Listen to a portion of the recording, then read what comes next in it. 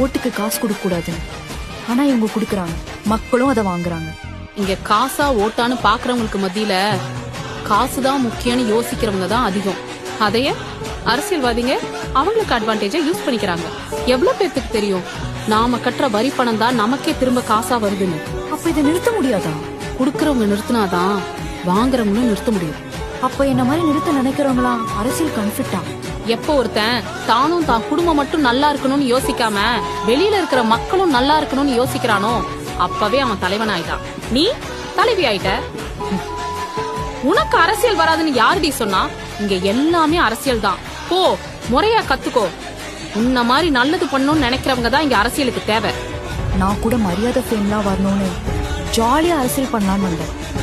ஆனா எனக்கு இப்பதான் தெரியுது, அரசியல்னா சாதாரண விஷயம் இல்லை. அது நம்ம நாட்டையும் நாட்டு மக்களையும் பாத்துக்கிற பெரிய பொறுப்பு. இதுக்கு இந்த மெச்சூரிட்டி பத்தாது, அதுக்கு நிறைய அறிவு வேணும். சரிமா, அப்ப இப்பவே நான் ஒரு கட்சியில போய் ஜாயின் பண்றேன். அரசியலா என்னன்னு கத்துக்கிறேன். சரி, எந்த கட்சியில சேர போற? கான்பிடென்டா இருமா, நல்ல கட்சியில தான் சேருவேன்.